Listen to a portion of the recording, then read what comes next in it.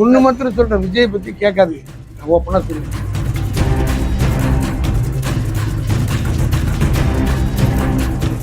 ஏன்னா நாங்கள் பெரிய பெரிய ஜாம்பவான்லாம் சந்திச்சு 76 வருஷத்துல பல பேரை பார்த்துக்கோங்க. ஆனால் அவர் நடத்துகிற எல்லா நிகழ்வுக்கும் கூட்டம் கூட்டிகிட்டே இருக்கு ஐயா. கூட்டத்தை சேர்றதை வச்சு நீங்கள் போயிடும்.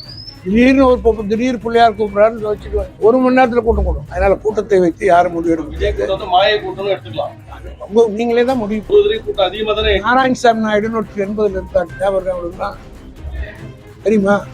தெரியாது. அவர் விவசாய கட்சின்னு ஒன்று இருந்து நடத்தினார். மக்கள் நாராயணசாமி நாயுடு மிகப்பெரிய கூட்டம். 80 தேர்தலுக்கு முன்னாடி அவர் ஹாஸ்பிட்டலில் பெங்களூரில் படுத்துட்டார். எம்ஜிஆர் போய் பார்த்தாரு கூட்டு சேர்க்கல. இந்திரா காந்தி அம்மா போய் பார்த்தாங்க. எங்கள் தலைவரும் கலைஞர் போய் பார்த்தாங்க. 3 பேரும் அவருடைய ஆதரவு கேட்கணும்னு போனாங்க. அந்த கட்சி இன்னைக்கு இருக்கா? உங்களுக்கே தெரியல. பாதி பேருக்கு நாராயணசாமி நாயுடுன்னு ஒரு கட்சி வச்சுருந்தாங்க. அவர் கூட்டின மாதிரி யாருக்கும் கூடாது. அதனால இப்படி பல உதாரணங்கள் என்னால் சொல்ல முடியும். அதாவது பழனி பாபான்னு ஒரு ஆள் பேசிட்டு இருப்பார். எம்ஜிஆர் என்னுடைய சொந்த அனுபவத்தை சொல்கிறேன். 40 வருஷத்துக்கு முன்னாடி வெள்ளாள தெருவில் பேராசிரியர் நானும் பேசுகிறோம். பக்கத்தில் அவதானி பேப்பர் ரோட்டில் பழனி பாபா பேசுகிறாங்க.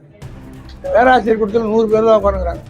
அந்த பழனி பாபா கூட்டத்தில் 50,000 பேர் உட்காந்துருக்காங்க கணக்கு சொல்லுவாங்க. அப்போ பேராசிரியர் கரெக்டாக சொல்கிறாரு, இதுதான் மாயைன்றது அந்த கூட்டம், இது கொள்கை கூட்டம், அது மாயை கூட்டம்னாரு. நீங்கள் அந்த பழனி பாபா இருக்கிறதா